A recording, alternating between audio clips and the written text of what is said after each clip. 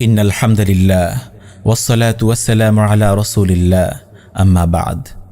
প্রিয় মুসলিম উম্মাহ, ভারতীয় আধিপত্যবাদের বিরুদ্ধে সংগ্রামের ধারাবাহিকতায় আজ ভারত লীগের হাতে গুলিবিদ্ধ হয়ে এক সপ্তাহ চিকিৎসাধীন থেকে মৃত্যুবরণ করলেন তরুণ নেতা ও ভারত বিরোধী আন্দোলনের অগ্রনায়ক শরীফুল ইসলাম হাদি। ইন্না লিল্লাহি ওয়া ইন্না ইলাইহি রাজিউন। আপনারা এই হত্যাকাণ্ডের প্যাটার্নটা একটু লক্ষ্য করুন। ফয়সাল করিম মাসুদ ছিল একজন চিহ্নিত আওয়ামী লীগ সন্ত্রাসী। 2024 সালের 8ই নভেম্বর ডাকাতির সময় অস্ত্রসহ র্যাবের হাতে গ্রেফতার হয় ফয়সাল করিম মাসুদ। অস্ত্রের মুখে 17 লাখ টাকা লুটের ঘটনায় গ্রেফতারের পর তার বিরুদ্ধে অস্ত্র আইনেও মামলা দায়ের করা হয়। গ্রেফতারের পর ফয়সাল করিমের জামিনের জন্য হাইকোর্টে আবেদন করা হয়। চলতি বছরের 16ই ফেব্রুয়ারি উচ্চ আদালত তাকে 6 মাসের জামিন দেন। পরে চলতি বছরের 12ই আগস্ট জামিনের মেয়াদ বাড়ানোর জন্য পুনরায় আবেদন করা হলে নতুন করে 1 বছরের জামিন মঞ্জুর করে উচ্চ আদালত। এভাবেই সেকুলার এই আদালত সন্ত্রাসী ফয়সাল করিমকে জামিন দিয়ে হত্যার সুযোগ করে দেয়। অথচ এই জেলেই এখনও অসংখ্য নিরপরাধ আলেম ও মুজাহিদ বন্দী ও জুলুমের শিকার।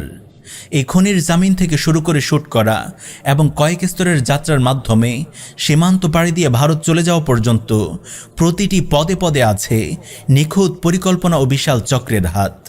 যে চক্র আমাদের রাষ্ট্রযন্ত্রের রন্ধ্রে রন্ধ্রে ভারতের দাস হয়ে প্রতিষ্ঠিত হয়ে আছে, যেই চক্রের রক্ষণাবেক্ষণ করে যাচ্ছে আধিপত্যবাদী ভারত।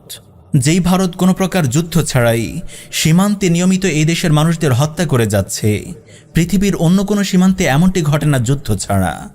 এই রাষ্ট্রই খুনি হাসিনা সহ লীগের হাজার হাজার নেতাকর্মীদের আশ্রয় দিয়েছে, তাদের মদত দিচ্ছে, লজিস্টিক সাপোর্ট দিচ্ছে বাংলাদেশের বিরুদ্ধে ষড়যন্ত্র চালিয়ে যাবার জন্য। আমরা ইনকিলাব মঞ্চের কর্ণধারদেরকে বলতে চাই যে ভারতের বিরুদ্ধে লড়াই করতে গিয়ে হাদির রক্তে ইনকিলাব মঞ্চ সিঞ্চিত হলো, সেই লড়াই যেন আপনারা থামিয়ে না দেন। এই লড়াইয়ে আপনারা পুরো দেশবাসীকে সাথে পাবেন, এই লড়াইয়ে আপনারা একা নন। তবে মনে রাখবেন, সেকুলার রাষ্ট্র কাঠামো আজ ভারতীয় আধিপত্যের সামনে অসহায়।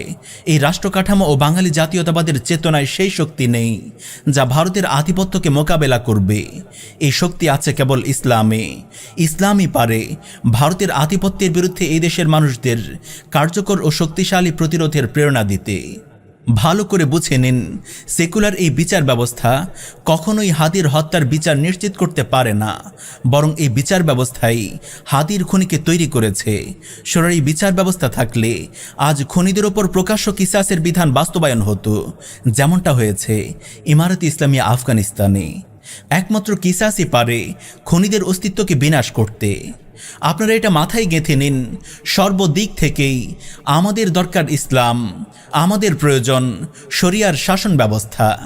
ইসলামই পারে ভারতীয় আধিপত্যবাদকে মোকাবেলা করতে, শরিয়ার শাসনই পারে বিপ্লবীদের নিরাপত্তা নিশ্চিত করতে।